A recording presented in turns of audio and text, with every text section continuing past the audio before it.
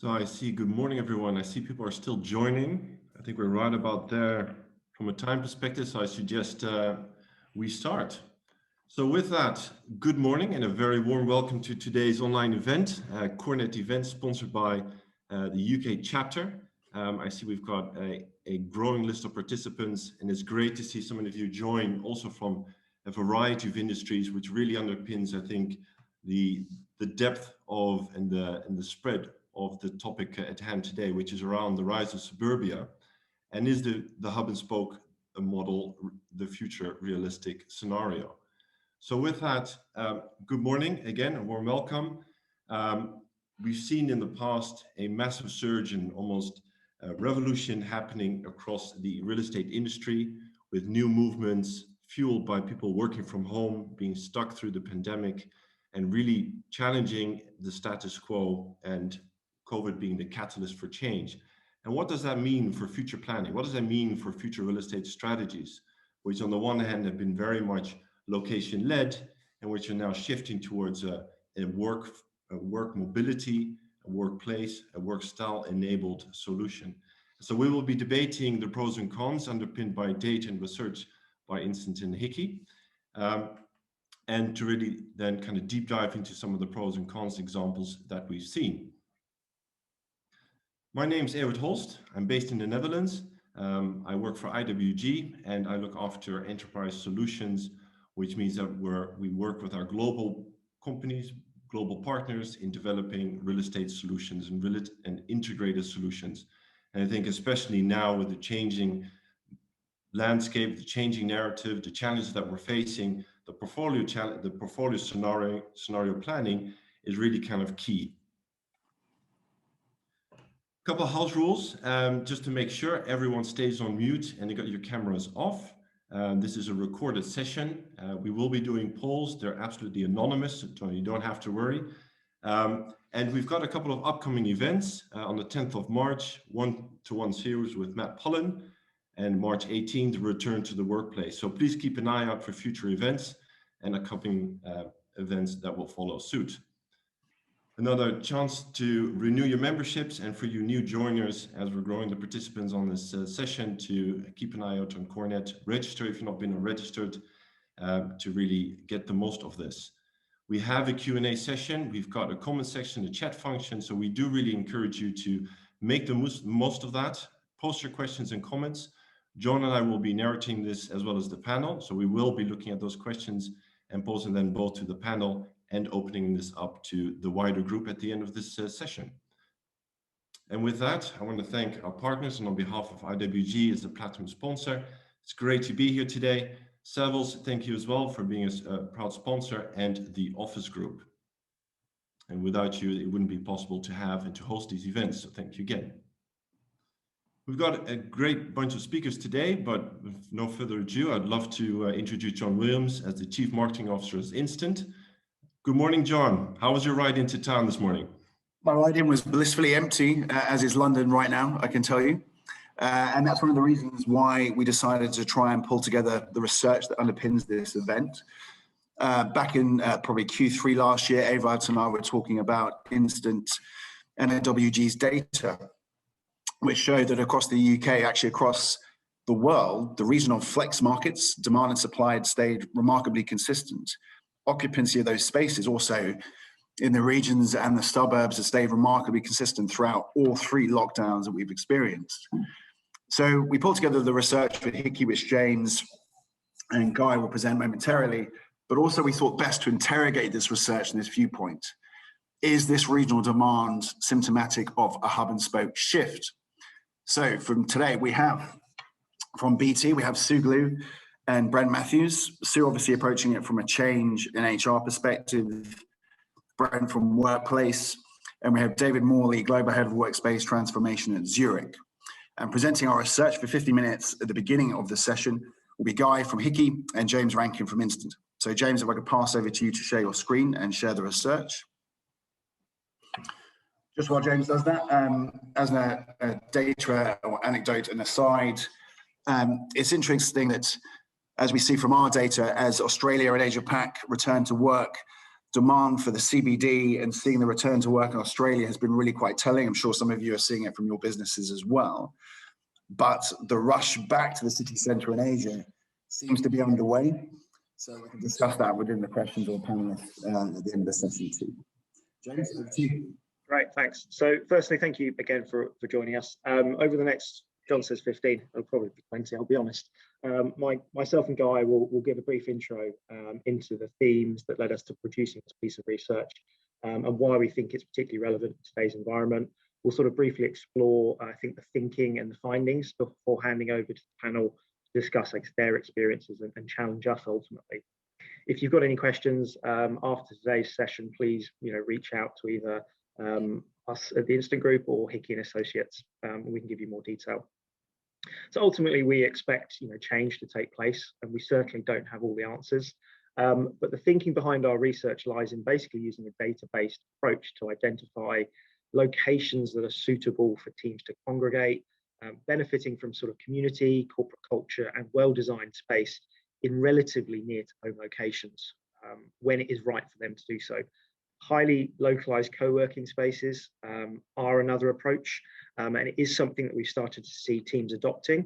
But I guess I'd argue that from a corporate business or a corporate perspective, there's little benefit or difference of an employee doing that than working from home or their preferred coffee shop. Therefore, other than choice, which in itself is important, is that really adding value? Ultimately, a question, I guess, to discuss. So the rise of suburbia and disaggregated working models, it's not a new concept, as I'm sure most of you know. And you can probably see from this sign from the sort of the 1950s, that's an indication of how long the kind of the thinking's been there. We know that cities over the last sort of decades have gradually seen expansion out of central locations, particularly as sort of individuals get older and look for more space. One aspect of life that has not necessarily seemed to sort of follow that trend is workplace. And in line, I think, with major CRE investment, which has obviously been placed in primary city CBDs, that's been a slight sticking point. And there's many reasons for that: ease of access, transport, etc., which still stand today. But I think that some examples of why companies originally did that, the need to advertise your logo on the side of a big tall building, don't necessarily stack up in the same manner. In most cases, I think these attempts that we have started to see of companies diversing their workforce or adopting a hub and spoke approach in the past, because it has been tried, have primarily been based on a cost basis or cost focus, and ultimately I think have failed. Why? Because I think the models haven't been built around people, and also the senior leadership have traditionally still gone into the central office location, which has ultimately created a pool strategy. So today, the primary reason people leave their residential bubble on a daily basis is to travel to work, or pre-pandemic certainly was the case. And that's ultimately a major stumbling block to what we're hearing about in terms of the growth of these sort of 15 or 20-minute cities. I think we're already starting to see slow change taking place, or we were pre-pandemic, with employees in certain industries and certain countries increasingly sort of working remotely. But from my perspective, at least, it's taken the pandemic, and I'm sure many people would agree, to sort of significantly move the dial. Ultimately, I think the thinking is shifting from place to people. And I think those companies that don't embrace this are going to sort of initially struggle to get individuals back into the office on a semi-regular basis, and in the longer term probably see impacts to their talent acquisition and retention figures. So today we're going to discuss one strategy, the hub and spoke model, and to move things forward and make sure everyone's awake, I'm going to pass over to Guy to introduce the first poll, which is completely anonymized. Thanks, James, and good morning to everybody.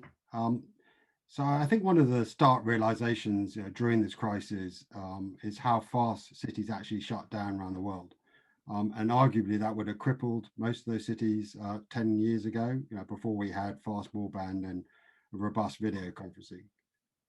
But many people have been discussing, and part of this debate is this greatest home working experiment that we've ever seen, and what that means for the future of offices in cities. And before we dive into our report, we just wanted to have a poll. So as James has opened up here, so you can vote for 3, please, no more than that. are you seeing a more structured approach to home working? There's a huge impact felt in megacities with large populations living closely together, or is it closer to home working in the 15-minute city? Employee concentration risk assessments, are you carrying those out? Do you have all your eggs or people in one basket or location? Are you putting in a new workplace designed to accommodate social distancing or more collaboration? And the increased use of service offices providing flexibility in your portfolio. So we'll give it another sort of 15, 20 seconds to complete that.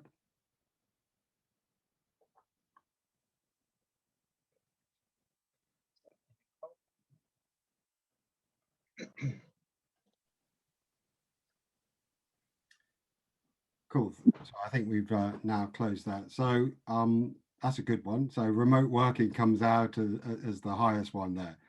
And what we're going to explore today is, it's not one size fits all for individuals, for people, for companies, for different sectors, for different age groups. We'll go into all those pieces. So I just need to take that off my screen.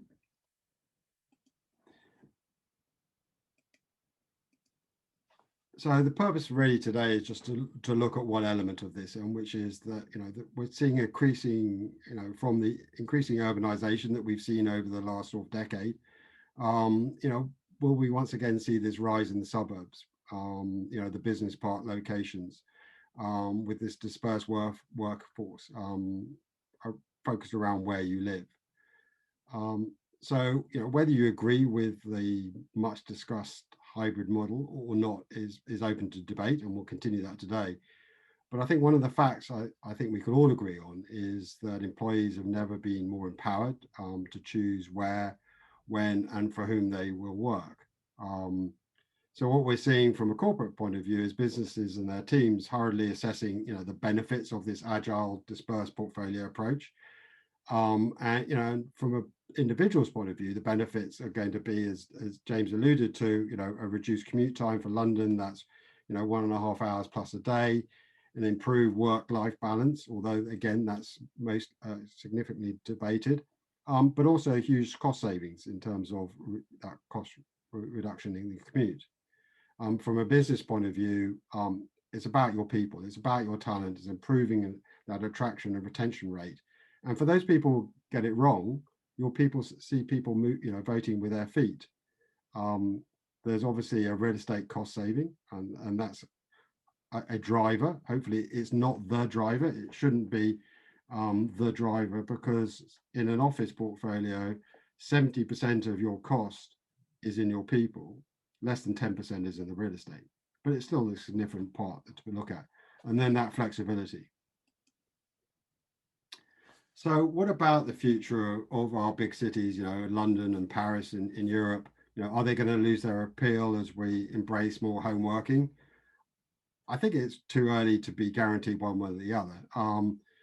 But I think for most, we can believe that home working or more home working is now assured. And as we as workers and companies evaluate why and when we come to the office, it's not just about the actual activity of working from home. It's about a sense of security or control over our environment as we move from home to work and back again. And these are all hugely important. And for some, an absolute key consideration in where and for whom we're going to work in the future. So, who's going to benefit from a hub and spoke model the most? I think we're going to see difference in that right around the world, and we explore that in the report and the model.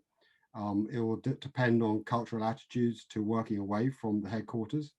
There will be a difference in the age group between sort of the young 18 to 30-year-olds and those 35 plus with young families. Those who have difficulty working from home, it's a disrupted environment.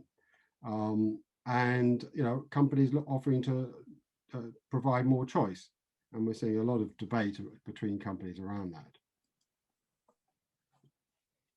So before we dive into the research in more detail, and I pass back over to Guy, basically the thinking that identifies markets that are best suited to a disaggregated or a hub and spoke approach.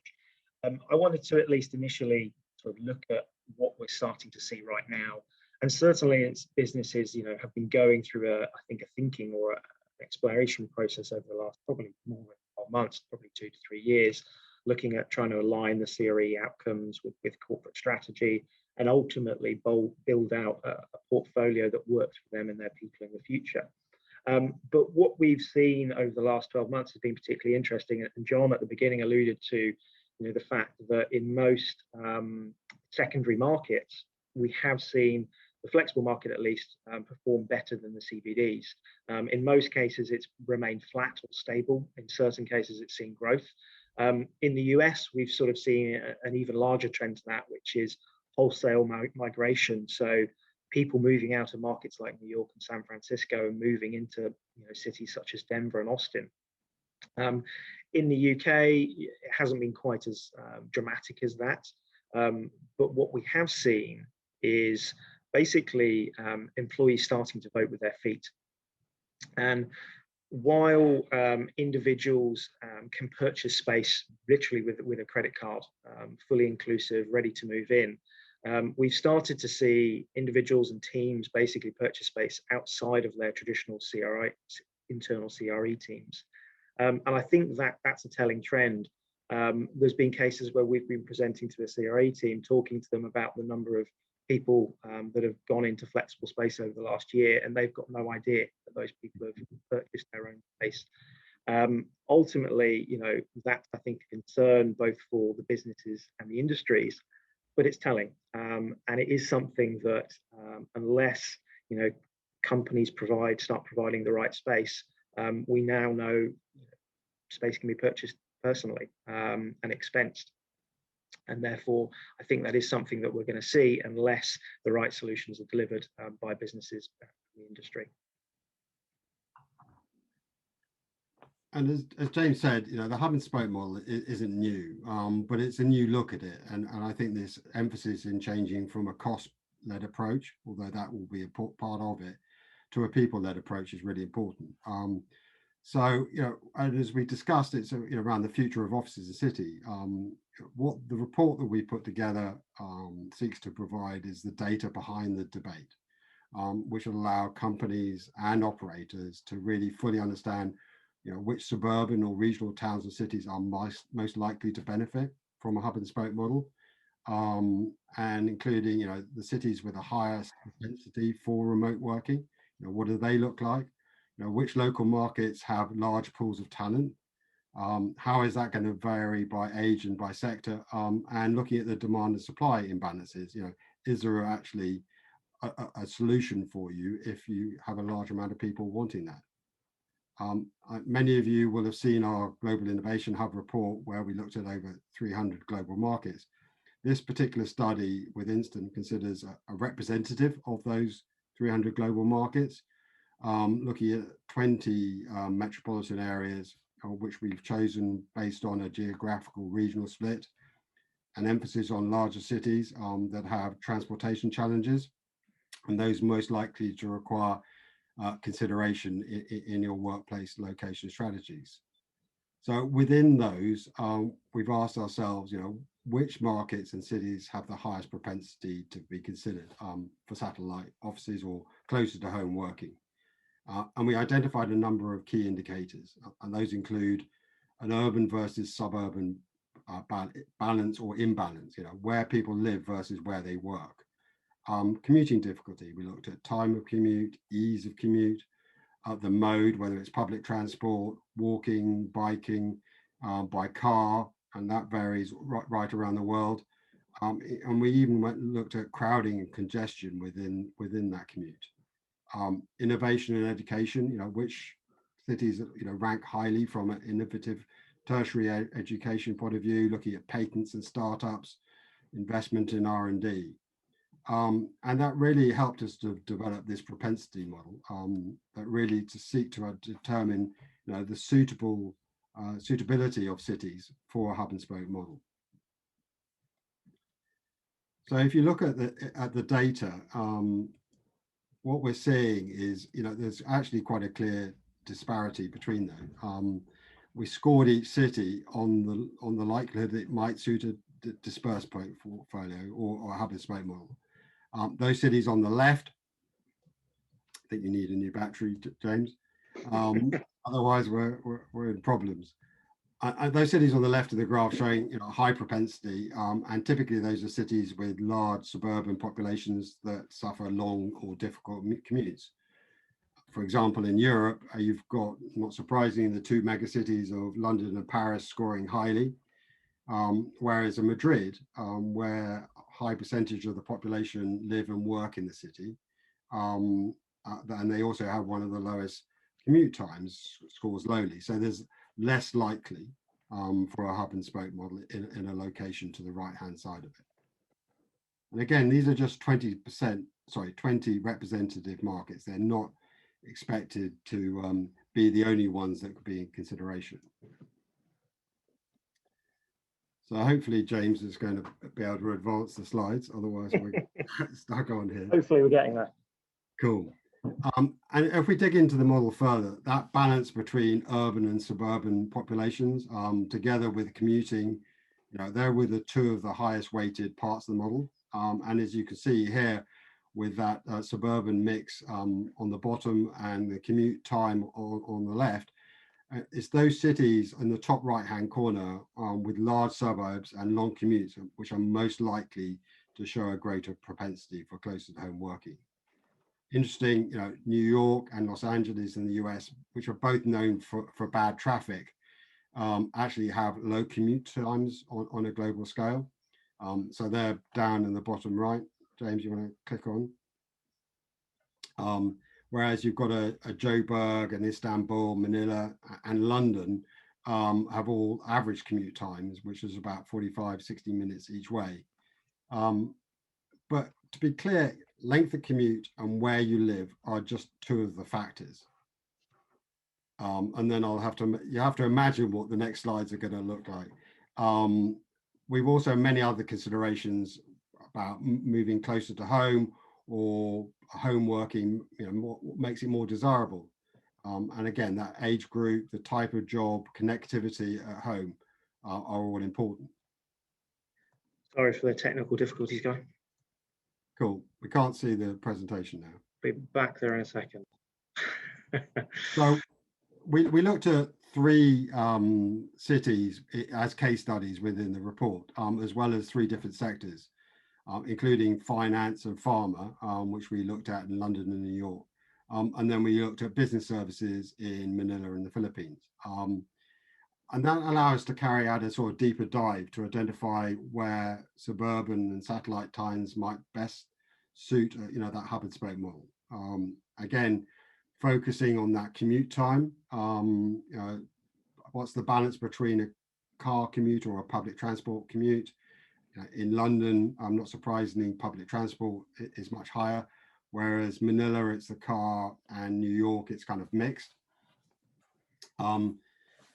And then we also looked at the age 35 or plus, recognizing when we did the research that actually the sort of 18 to 30-year-olds, highest concentration, particularly in finance and pharma, want that live, work, play environment in the cities. Do you want to move on one, James? Yeah, sure.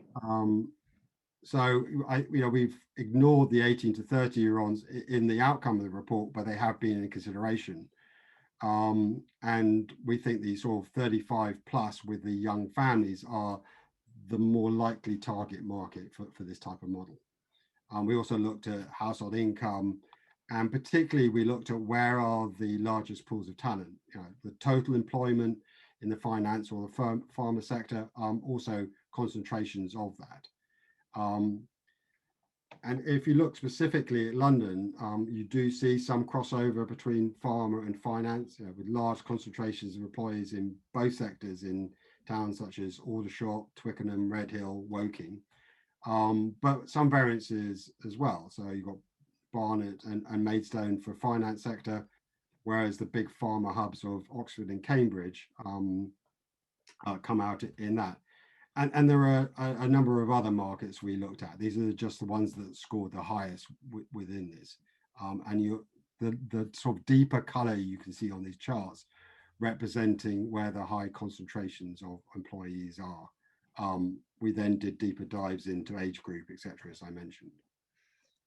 So looking specifically at what that means from a company's perspective, if they were to adopt a hub and spoke approach, and we felt it was important to try and give some real life case studies here. So we've used, in this case, the finance sector, looking at an office of 600 people based out of Canary Wharf, a traditional location for that industry, looking at what sort of rents they would pay based on market rates at the moment. And if we then took 50% of the workforce, 50% coming from a figure, basically, we've been speaking to a number of companies, and the general feeling seems to be between 40 to 50% could be a figure that they see reducing their centralized footprint by over the next sort of decade.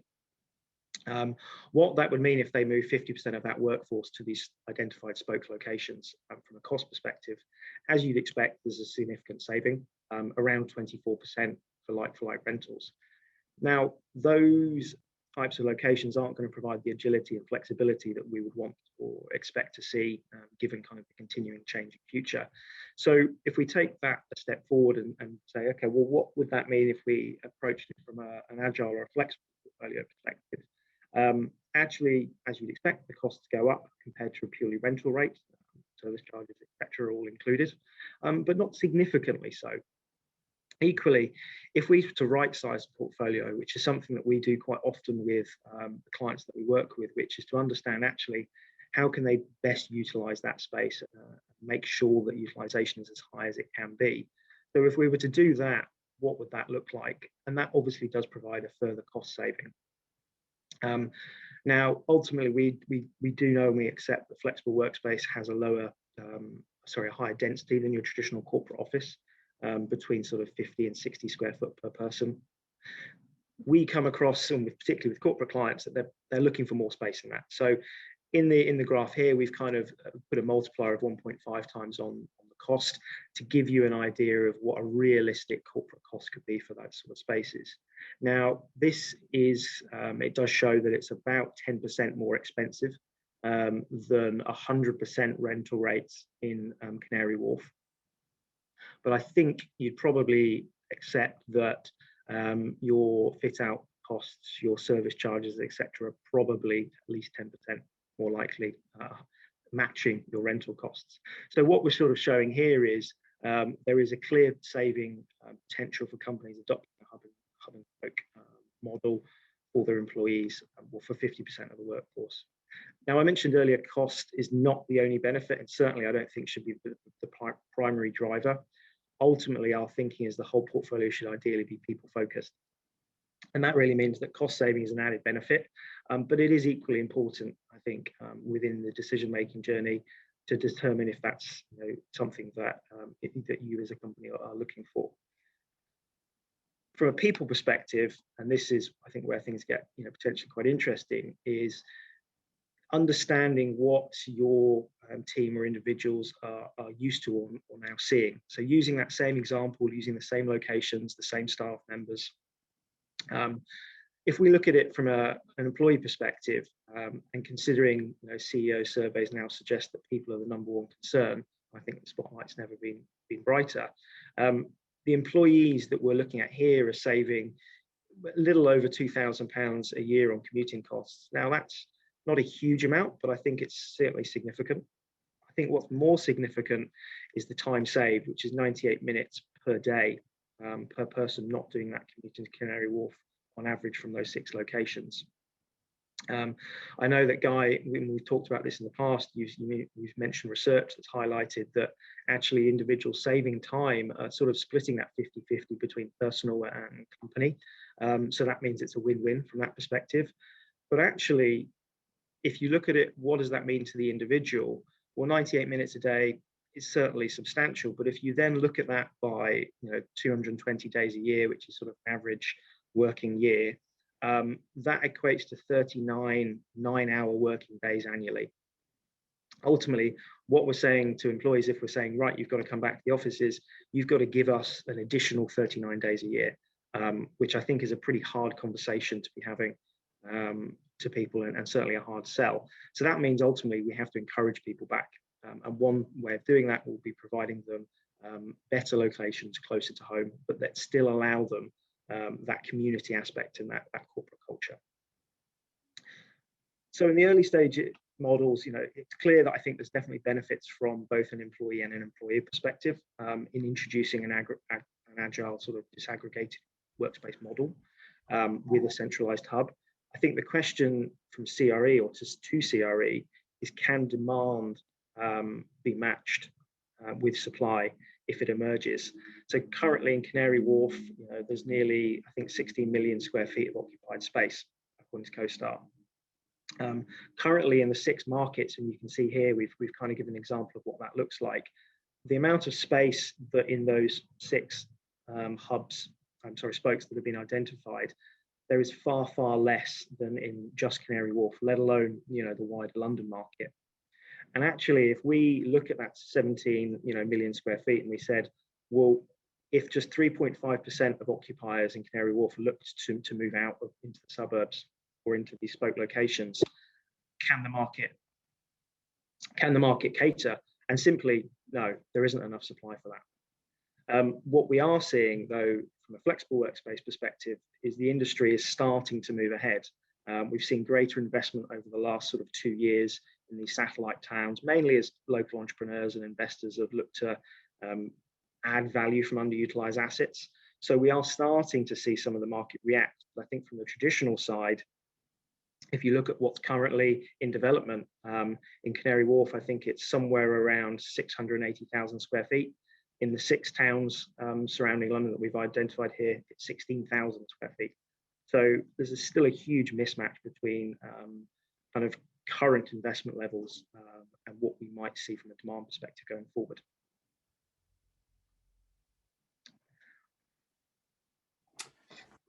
So, there's been much conversations, amongst our clients on whether cities will remain safe environments, particularly when you think about the levels of infections that have appeared in the city areas compared to the outside areas. Secondly, that concentration of employees, what we wanted to do look at this last poll is, do you actually believe in this resurgence of the suburban offices? The first vote was suggesting yes, but do you think this is a short-term measure only? Are going to companies ultimately return to city centres post-COVID? A medium-term necessity, but overall, cities are going to win long-term. Is it a long-term solution or not even a consideration? Just one vote for these, please. Great. Give it a couple of seconds and then we'll end it. I know we're running short on time here, so I won't spend too long on this. So it looks like the majority is going to be medium to long term. Few people saying it's not even consideration, and that's probably if you are the CEO of Goldman Sachs voting on that particular one. So what we've talked about today is just one approach, and I think it's one approach that certainly sort of offers some change to changing demand. Ultimately, we don't know what the future holds, and I think that means that really we need to be ready for a state of change. Based on the conversations that we're having, this cycle of test, measure, learn, and adapt, I think is going to be ongoing, and ultimately that's what we expect to see for the next couple of years. I think in terms of predicting the portfolio of the future, which is something that we're occasionally asked, and that's incredibly difficult given we don't know what the market's going to be like in 5 years or what occupier demands are going to be. But to give some idea of some of the conversations we're having, a summary of some of the portfolios that we're looking at the moment are exampled here by the current state. So, roughly 90% of headcount, 93% of square footage in the core office locations. I think if we look to 5 to 10 years ahead, where we might see is much more of an equal spread between remote home working, agile workspace in locations, and still a large footprint within those core hubs, but far less than before. So thank you very much for the time. We're going to pass back over to the panel now. If you do have any questions, as I say, please do ask. If you want a copy of the whole report, you can find them at the links to our websites here, theinstantgroup.com, hickeyandAssociates.com. I'll also put a link to the report download in the chat function of this session. Back over to you, John Noel. Thank you very much, James. So, technical glitches notwithstanding, a good set of research and basis for a good discussion to take forward now. So first up, just getting to the good stuff. David Morley at Zurich, I know that you conducted a massive workplace survey across your working population quite recently. So the big question first up, I mean, in brief summary, how do you think office usage is going to change, judging by the data you've seen from your staff? Yeah, thanks, John. First of all, morning, everyone. Really good to be on this panel and a privilege with such a large audience. Yeah, as you say, we ran a large survey across our entire portfolio, got really good results. It was mainly around our commuting, so before and after trying to predict that piece, but I think it gave us some really good insights in terms of this question as well. And what was interesting was very different starting points across the globe, but actually quite similar ending points in terms of how people wanted to work remote and their ideas around hybrid working. And so our kind of prediction here is that we expect longer term people to work away from the corporate office maybe 2 to 3 days a week. And what we'll be looking at is a model that I've come up with around 40-40-20. So we think that 40% of our demand is likely to be in corporate offices. 40% of our demand is likely to be working from home, and then 20% in this kind of flex area, right? Whether that be a true spoke or indeed co-working serviced offices. But we do really see the rise of this type of space. And it's our job really to increase that. And that's why this conversation is really important to me in terms of the ease and how we can access these types of spaces and make it a real option for our employees, because that's what we're hearing that they want to have.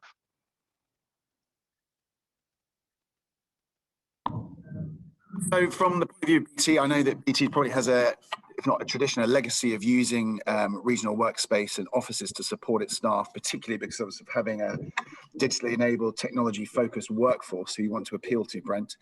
How has that impacted, how, if at all, has the last 12 months impacted BT's strategy? So I guess the last 12 months has reinforced the strategy that we've already had in place. We were sort of embarked upon a massive transformation. I guess we started thinking about it about 3 years ago. We started acting upon it probably 18 months ago. And I guess what we were looking at there was moving from, I guess, heavily London focused, but then a very dispersed workforce across the entire UK into sort of a much more concentrated set of offerings to our colleagues, but picking sort of a strong regional presence there and moving away from London as much as we could as well. So I guess we started down this journey some time ago. And I think the experience over the last 12 months through the pandemic has reinforced that that was absolutely the right thing to do. I think we'd recognise a lot of the aspects of your research as being the thinking behind our strategy as well. So yeah, I think definitely the sort of challenges of working in certainly large central business districts like London, you don't have those same challenges in some of the other regional cities. But I think the key for us is to be able to offer really high quality and flexible workspace in areas where talent exists and talent can be attracted. And Brent and David, just to quickly pick up on what you just said, to what degree do you believe that perception plays a role here as well? Because kind of the world pre-COVID pandemic, we were also working kind of 1 to 2 days away from the office. And so is this really kind of putting the spotlight in a different perspective, or do you believe that it really is kind of a big game changer, if you will? Brent, if you will kind of first, and David, you could just quickly pick up on that afterwards, please. I think from our perspective, it probably has been a game changer in that there were pockets of our company that were very happy to work from home and to work flexibly and actually were sort of fairly mobile already. But we definitely had a perception that there were some roles and some functions which definitely couldn't be done remotely. We learned very quickly, sort of 12 months ago, that actually that wasn't the case, and that we could trust our colleagues to work much more flexibly and spend a lot more time working from home, out of necessity, obviously. But I guess the other thing we learned is that there's massive value in coming together in the workplace as well. And I think we've definitely seen that becoming a much louder part of the narrative over the last few months, as some of the excitement about the flexibility of working from home all the time has worn off. Yeah, just one point I'd pick up. So, Brent mentions the word trust there. I think that's been the game changer really amongst our organisation, is the trust that actually the technology works. People can get tasks done at home, and that's been an eye opener for a number of people across the business. So we just need to find the right balance moving forward that keeps the good stuff from working from home, but we also invite people back in, when it's necessary. The culture, the belonging to a company, etc., is absolutely important. And to bring Sue into the conversation, but obviously, Sue, coming from change management and HR background, so you are listening to us worthy workspace professionals talking about the office and how we see the structure of it from a people perspective, and that's the real emphasis now for most companies, isn't it? How do you think perception has changed over the last 12 months within BT and in your broader perception? Thanks, John. Yes, good morning, everybody. Yeah, well, they say necessity is the mother of invention, and we've definitely had that, haven't we? Staff perception, colleague perception, and employee perception has changed massively. Change doesn't happen without a burning platform. What better than a global pandemic to create that burning platform? And one of the consequences of, as Brent has just said, we've seen masses, thousands of our colleagues working from home, been enabled by technology, and we did it really quickly without business impact. The consequence of that is now when we check our colleague sentiment, we are seeing a move towards a demand for greater flexibility. Of course we are. I think for me, just reflecting on the speed of change, I've worked in so many companies where working from home was shirking from home and inverted commas and so on. And I really think that this bizarre period has just shifted that dial completely. I think now it would be a real dinosaur organisation that said, we couldn't have people working from home. So that change that we've probably all been trying to make has just accelerated and gone boom because of COVID. So if there's anything good come out of it, that might be one of them. And technology, obviously, a massive driver. We've all gone from loads of different ways of interacting to everybody on Teams. Just do it, get on with it. Again, it's driven that change and that consistency. So it's accelerated that as well. I don't really like the phrase remote working, because I think we want to move. I think people are feeling a bit remote and a bit isolated and distant. So I think we need to be thinking about flexible working and smart working, about how and where you work in the office. We're actually developing something called smart working, which is the way we'll try to describe for colleagues about, put simply, use your common sense about where you get your best work done. And that will massively depend on the role that you do. We have such a blend of roles in BT, from contact centres, people answering the 999 emergency service calls, through to engineers, through to people like me, knowledge workers who frankly can work from anywhere. So we're looking very much at roles and work styles and what the best environment then is for colleagues to get their best work done. And we think, we've all talked about this already, the office will need to now become much more of a social anchor, a place that facilitates connections, learning, enabling learning is really important. And those, I read in the JLL report last year, a lovely little phrase which said, you can't diarise for serendipity. And you can, and you need those moments in the office where you can kind of come together for, that unscripted collaboration, those little moments where you come together. So in short, I think, we all expect more choice now. And I think the key here is that the office environment, the location, will play a huge part in how we exercise that choice. Yeah, thank you, Sue. And I think you're spot on with your last comment there, that we live in a choice-driven economy, and we've actually as individuals done that for many years, in the way that you're using your devices to buy your clothing, pick out a restaurant, etc. And we're slowly now gradually seeing that shift come into this dinosaur, let's say, industry. And so we're seeing some of the advantages. We're seeing how the narrative is shifting from office to workforce, from workplace to work styles. But there's also the other side of the coin, which is, and there was a recent publication by Gensler around some of the disadvantages. And you said it, right? It's the unscripted, the water cooling. There is a social life that evolves around the office that you're not going to get anything at home in my office. So what are your views on that in terms of how can you manage it from a people and change management perspective to ensure that people are visible, be that for their own promotion, especially for certain age groups or where you are in your career, it's important to be in the office, to be visible, and also have that cohesiveness within the company being associated. I struggle to hear quite a lot of that. I don't know whether my or your Background noise, Sue. Unfortunately. All right, let me just really quickly rephrase that, Sue, real quickly, if you can hear me better now.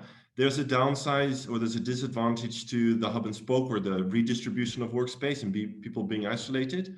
From a change management perspective, Sue, how do you see to ensure that we're both on the one hand adopting and adapting, and thus still being allowing people to be productive and having that kind of social interaction at the office as well? Yeah, thank you. I think there's a whole range of things out there. I think I talked about our kind of approach to smart working. One of the important factors for us in our office design is that there has to be a reason to come in. We use the phrase collaborate with purpose. We're being very, very careful and thoughtful about who we would, which teams and which functions we would locate in which offices, because if you're going to go through the commute and remember how to wear shoes and get on public transport and go to the office, there has to be a reason for doing it, and I wouldn't do that to go and sit there with my headphones on. So I'd need to know that I was going into with express purpose and intent, to make sure that when I went in there it was going to be a really productive day.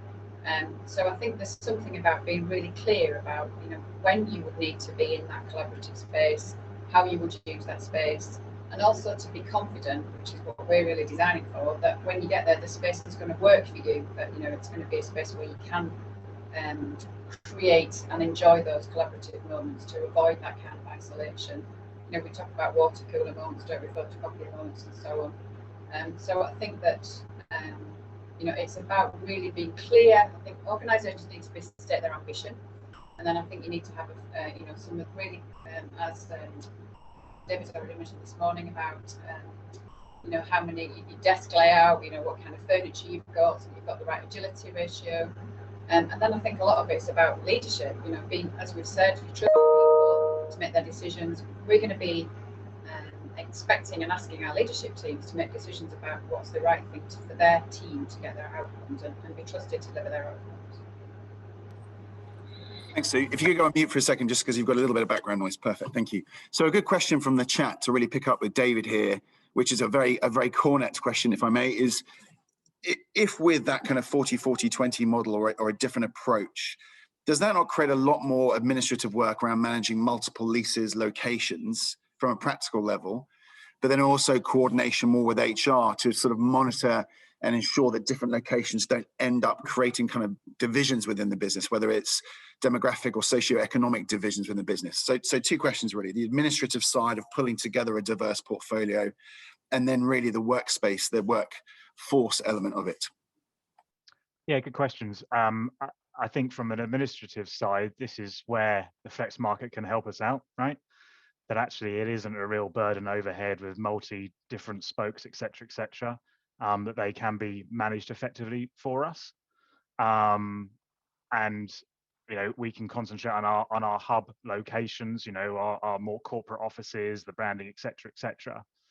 And then in terms of the other part, I guess, I'd look at it the other way, actually, that actually if the demand is for more this distributed working, then it's even harder, right, when people are working from home to maintain some of these aspects. Bringing to get people together in spoke, if that's easier for people, and we actually get more people face to face as a result of that spoke, then that's got to be a good thing from a culture perspective, right? And it's that, again, it's the balance, right? It's what that can offer, and then help you out with your well-being and less commute time, et cetera. So actually, I think there are benefits to it, right, which outweigh some of the obvious things that we need to be concerned about and think about, certainly. And Brent, a question for you here. So in my experience in the last decades, when real estate directors are kind of doing scenario planning, looking towards the future, which was once kind of beyond 5 years, now it's kind of looking at months or years. It's always kind of been around and driven from the business around business parameters. It's a reduction of footprint. It's a cost reduction initiative, and we've gone through these multiple cycles. are you, when you're looking at the future state and hub solutions versus spoke solutions or mobility solutions, what are some of the parameters you're looking at? And what's the dialogue or the discussions that you might be having internally to get the business on board or change the mindset of the board to think differently? I mean, that's a massive question. Obviously, there's a few different facets, I suppose. One of the things, I guess, is making sure that when we're bringing our sort of corporate real estate lens to those conversations, we're actually starting with what's the business problem we're either trying to solve or sort of the business dynamic we're trying to support. So when we looked at our location strategy, we started with where are our customers, where are our existing colleagues, and actually where are our colleagues of the future? Where are those sort of talent hotspots that we can tap into? And one of the things we spent a lot of time looking at was the sort of demographics that this report's touched on, but we really focused on where the relevant universities doing the relevant courses are turning out really high quality graduates. And what we sort of, one of the dynamics we saw in that is that a lot of areas turn out a lot of really high caliber graduates who then leave that area to go and get jobs. Now, the reports that we looked at suggested that's because those areas were no good, but actually if it's because the employment market there doesn't exist yet or isn't mature enough, then that struck us as being a really big opportunity. So it's similar to, I guess, the themes of this. If we sort of felt that if we moved really high quality jobs in really high quality real estate to those areas, we could go and become an attractor and a retainer of talent, and probably also get an early mover advantage there, if you like. So if you turn up first and really establish those relationships, there's no reason you can't build out a fantastic sort of local community and really develop and foster careers, entire careers for people in those areas, knowing that actually they can start as a grad and work all the way up to the top. Another big thing for us, I guess, if you think about the nature of our business, we have customers everywhere, and proximity to some of our key customers was one of the key areas. So we do a lot of work with lots of the sort of areas of the government, and they are dispersed across the country. So we've sort of tried to focus some of our regional activities in the areas where we're nice and close to our customers. I think those two things were sort of two of the big factors for us. To build on that question, Brent, but to put it to Sue, so the HR perspective really is, there's two questions in the chat around this which are related, is support for the 40% who work from home in the future, if that's the kind of arbitrary number we'll put on it, but also particularly support for young to mid-career professionals. So you want to be near, you've always been wanted to be near talent. Now, if they're working remotely, how do you integrate them and support them and make sure they're nurtured in the way that perhaps the old office model and being close to your manager would have helped? Sue? Thank you. Can you hear me okay? Blissfully loud and clear now. Good, sorry, I've switched to headphone, thank you. Yeah, I mean, it's a really massive question. I've spotted in the chat stuff about, kind of age and demographics. And yeah, there's been a real, it's been notable, hasn't it? I think the way that it's been impacted. So we mentioned before, I think Guy said about, kind of 30 somethings, or I said 50 something. So that shows you my age, where you've got, you've got a house, you've got your own study, you've got great connectivity, you've got devices, you already know how to do work, you've already watched the role models, you've had your inductions in organisations, you've built your relationships. And even those colleagues, I think now, kind of a year in, are starting to suffer a little bit. But we've seen new joiners come in, and our graduate intake. We're big on graduates at BT, and I just think, how do you learn to do a job? How do you do that without kind of watching the grey-haired of us who've been doing it for a while? And I don't think there'll be an easy answer. I think what's really important for us is that we do have fantastic environments to attract them in the first place. And it's one of the things we've struggled with in BT in the past. But, we will be able to show graduates fantastic, amazing workspaces, great technology, and a really compelling employment value proposition. And also to say to them, the spaces are there when you need to come into them. And if you want to come in and work 5 days a week, then we've got capacity for that. If you don't want to work off your ironing board in your shared house as a student, but similarly, we've got the right technology, and we've already used the word hybrid this morning, that will allow you to be at home when you want to be. But we kind of expect that age demographic will want to be in the office more frequently, in order that they can collaborate, learn, get inspiration from others. I think the challenge will be many of those younger groups who need that interaction and that tutoring and that role modelling their leaders will be kind of my age, and I'll be kind of, well, I'm quite happy to stay at home 4 days a week. So we'll have to make sure that our leadership recognises that being physically and visibly available and present sometimes will need to combine to be the coaches that we need and the mentors that we need for those younger populations. And I think a lot of it is there is an age thing and a demographic thing, but there's also a role thing. So we've got in our contact centres, I mentioned before, there's a real age spread in our contact centres. Some people have worked for us for life and are in contact centres, so they're in the kind of 50-year-old grey-haired bunch, but they have a good 30 to 40% have said they cannot and will not work from home in the future for their own just personal circumstances. So I think it will always need to be a blend of how we do that. But I think our ability to attract and retain and induct and onboard people, we're going to have to sharpen up. We've done really well in that in the last year. We've had fantastic feedback from new joiners. But I think that we will quickly start to see the impact of them not learning from observing. And I think, I think to that point, so, I think cultural diversity also plays a critical role, right? Because probably the majority, if not all of the participants on this call today work for international companies and have a global footprint, and companies have been globalizing. All of a sudden now you've got a company that has 300,000 people, have 300,000 opinions, and every one of them has a slightly different wish list, etc. And rightfully, like you say, the age group, where you are in your career, are you just in, or you're really kind of towards the end? All of those different parameters play a role. And so it's become a challenge, right? And we're in real estate roles. Who's leading this challenge? And so, and I'm going to pass on to you, David. In my conversation with some of our multinationals over the past couple of months, I've heard some say, well, let's wait what happens when the restrictions are gone. Let's see what the critical mass does. In my view, that's kind of taking a backseat approach to kind of let them tell you what they want. And there's going to be a surge of people wanting to go back into the office. And what's your view on this? Can you help shape what that future state could be by taking a forward approach, by kind of defining what that return to work could be? Yeah. And then that's what we've tried to do, right? With coming out with, well, internally, right? Externally as an organization, we're not going to suddenly come out with some massive statement, right? And we've seen that amongst a number of different organizations. We're not going to do that. We're not going to lurch from one to the other. However, internally, what I'm trying to do is get ahead of the narrative a little bit, so to control it, to put a stake in the ground around where we see these things progressing. And then it's about, the change management and trying to get people to understand the possibilities, and to ensure that, as I said before, we learn from what has worked quite well over the last 12 months, but we also learn from the things that haven't worked that well, and make sure that we pick up those elements and move forward with them, right? To give people a bit more freedom, a bit more choice, etc.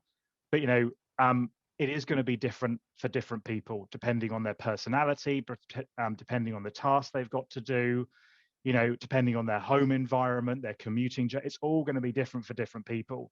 And I think that's the flexibility that we need to have in our portfolio, in our approach, right? I mentioned this 40% piece, which people can pick up on, but that's the average, right? For some people, it might be more. For some people, it might be less.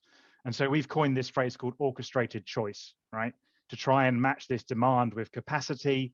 It's not total freedom, but it's also not about giving restrictions, right? There's got to be this happy kind of medium between the two.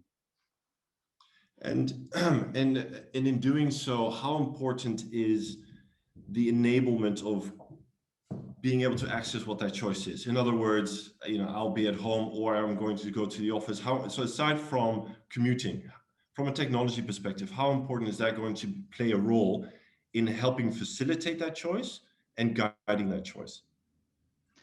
Yeah, for me, big role, really big role. It's a particular priority area for us to look at technology and how that can support the ease of being able to see availability of spaces, just what's available, how can I use it, how can I access it, etc., etc. Making it a seamless kind of approach, right? And I'd extend that, my thoughts are, you have your corporate offices, and then maybe you have some of these flex time spaces. How do we bring those things together so it's seamless, that people have got access to all of those without having to chop and change between systems, et cetera, because that puts people off, right? So it should really just be an extension of our corporate offices. So absolutely, technology, I think, has got a fundamental part to play in helping our colleagues to access these types of spaces. Brent, a question for you to build on this, the idea of the spokes. One thing we can flag from our research is that there is a finite supply of relevant regional space. I mean, if you want to provide the very best space to your employees of all ages or demographics, the regional office market, both in terms of quality but also flexible supply, isn't really there. I mean, our estimate is roughly it will run out in about 18 months if current demand levels continue post-pandemic. So for a business like BT, I mean, no one wants to be heavily invested right now or putting out CapEx spend on workplace. What do you think is the solution to that? Is that just more collaboration from landlords or a different approach? Well, firstly, I think I'd agree with your sort of hypothesis about the sort of quality and availability of high quality space. We certainly found that when we were out in the market. And I guess if you look at, we're sort of in the process of refurbishing 3 million square feet. That's going to be roughly 40% brand new acquisitions and 60% refurbishing space we have. And actually in those acquisitions, we found almost nothing that was ready-made and ready to go. So we've spades in the ground on a lot of that. So it's definitely a supply problem there. I think the key, as you say, is that capital is going to be scarce for most companies for the next little while. And also we are going to be, I think, experimenting on what the solution is. So I think if on the supply side, people who can offer the flexibility to let businesses experiment with low upfront costs, I think if you can then find the right thing to experiment with, I think you can really steal a march on your competitors. And I think that is the sort of the sweet spot that landlords and suppliers should be looking for now, is getting those customers in, giving them the flexibility and the low cost flexibility to try new stuff out. Because I think the one thing, we've said it a few times today, no one really knows how this is going to play out over the next couple of years, but we're all going to need to learn pretty quickly. So anything the industry can do to support that learning process, I think that that's a real opportunity. I think measuring is going to be key, right? Because we're going to start measuring different parameters, both on setting goals, new parameters, and then also measuring what the current behavior is. And so that's quite a challenging proposition. But when we're talking about some of those success measures, Sue and David and Brent, actually all three, what would in your mind be some of those key parameters that will define whether or not we've been successful, or whether or not you've been successful in facilitating that choice? Well, I think as much as I would like to talk a lot about, colleagues being delighted and so on, I think that'll be really key. But there will be a huge amount of this which is going to be data driven. So we are, absent a crystal ball, as Brent says. None of us actually know this stuff. We're making some decisions about our designs, our office layouts, the offering to colleagues, the technical solutions, our position as a company about how much flexibility we'll have. And then we'll need to measure it. So, we're thankful, because we're in a really fortunate position of building amazing buildings with smart technology. We'll be able to use smart building tech to say, who's been in, what spaces did they use, how did they use the spaces, which ones are not getting used at all. We are putting some, dare I say, traditional desks in our buildings. Well, if they're empty, then, it will tell us about colleague behaviour. So for us, a really important measure will be how the utilisation of our buildings. Number one, just, are they occupied and vibrant and thriving, and have we got the right blend of teams there? And number two, have we got the space design right? Is it being used in the way that we anticipated? And the great thing about us being able to, as Brent says, be on the front foot of that process, is we can flex. We've already completely rewritten our office layouts for the buildings we're in flight doing right now. And we'll just have to keep learning. We'll get colleague feedback, and then we'll iterate and learn as we go. And then the other thing for us, really importantly, because we've, as Brent said, we spent a lot of time doing a very data-driven approach to what we think our location should be, is have we got those right? Are we attracting the talent that we intended to, and are we retaining the talent for longer? In some of our less beautiful buildings in less lovely locations, we have quite a high churn rate in the first year to 2 years of recruiting, which is obviously really expensive. So we're looking to really drive that when we attract talent, we retain them in the places that we've recruited them. So there'd be some measures from a people perspective. I think just to build on that, I think sort of in the early days of returning to the workplace, I think success will simply be getting people to come back in, feel safe, and feel that they can come back in. I think that then once people establish that confidence, we'll then get into more of those behaviours and work practices and sort of actual utilisation of the spaces, as Sue said.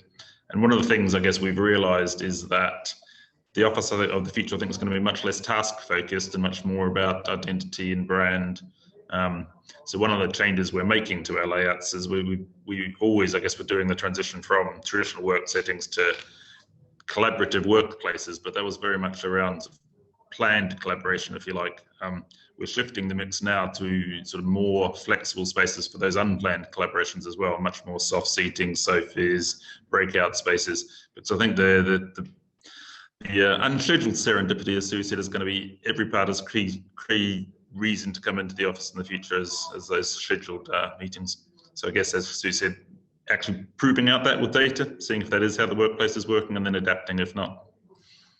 And the million-dollar question here is, you know, and I saw the question coming from the chat as well, which is the never-ending question, like, how do we measure productivity and where does productivity come in? Especially now that, you know, we've gone from that data-driven decision-making and we're reshaping that footprint. So putting you on the spot there as well, David, but what's your view on that in terms of cracking that nut? Yeah, I saw that question come in and I was thinking, I hope they don't ask me about that one. But no, I think what's really interesting for me is the focus now on workplace right at the top level, at the board level, is actually bringing together this, you know, the golden triangle they talk about, you know, HR, IT, and CRE folk, right, to try and crack this nut. And I think it is going to be a combination of those things. So, you know, I've searched for the answer to this question for quite some time, and will continue to do so. But I think it's about a number of lead indicators which give us a view as to how productive the workforce is. And if we can bring in, you know, what may be more of the traditional HR measures and some of the CRE measures, and, you know, some of the really exciting stuff that you now get from a technology perspective, smart buildings, and, you know, maybe good use of some of the big brother stuff, right? Anonymous, to work out the types of spaces people are using, for what reason, are they getting enough out of it, etc. And then really it comes back to the traditional stuff around retaining, attracting.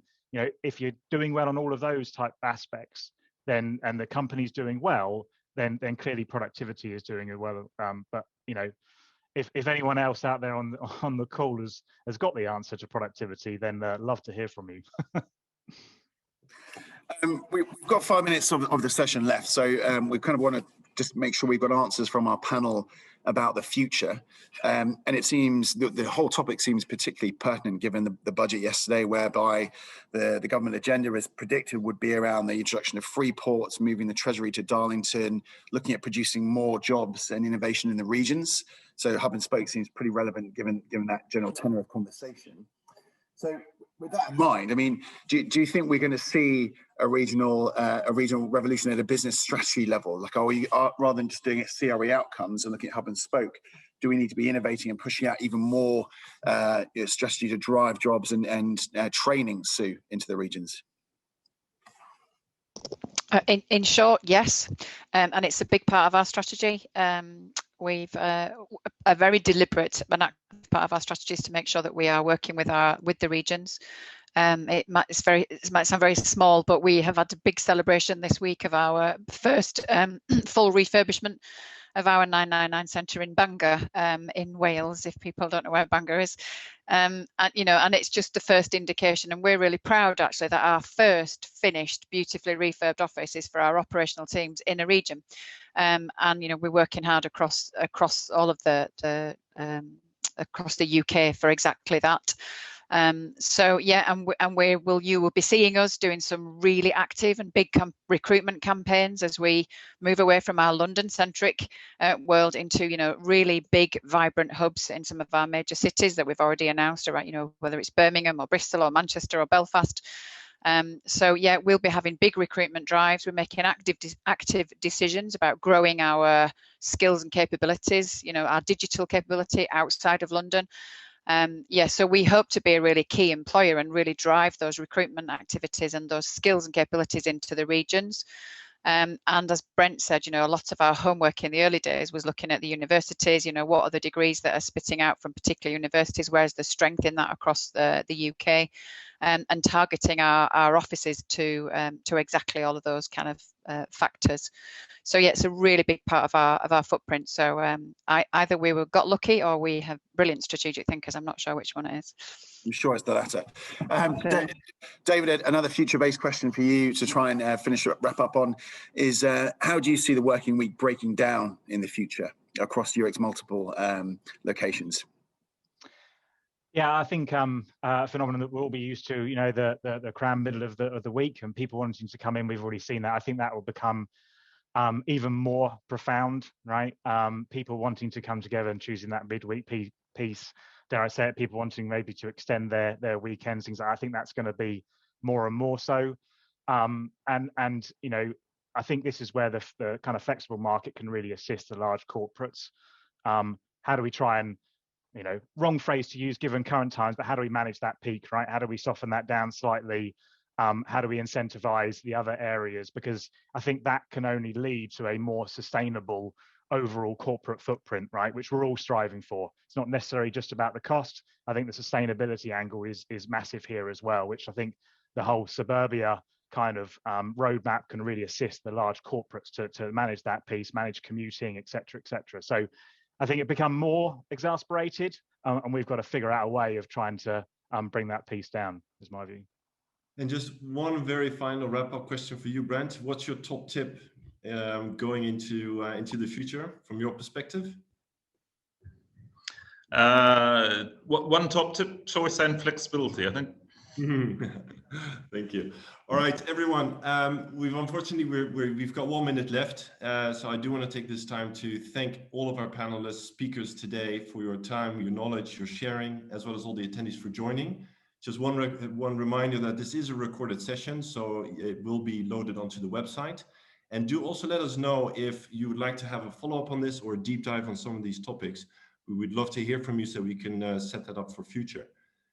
My 2 cents of sanity here, if I look at the polls around whether or not this is a midterm or long-term strategy, sitting very close between 40 and 46%, I think it kind of shows the two divides. And in many ways, I think the takeaway is that one solution, one fit solution is no longer the future. And so whether or not that's 50-50, it's the 40% distribution. I think that having availability of choice, a difference, I think is where the future is headed. Last comment to make is that a lot of companies are looking for that front runner who's kind of doing this and can we learn from them to kind of go back to that kind of the Simpsons did it type thing. Well, if they've done it, then surely we should be able to do it as well. So on that note, thank you all for your time. I wish you a great day and we look forward to seeing you at the NetCoreNet event. Thank you very much. Thank you. Bye all. Thank you. Bye.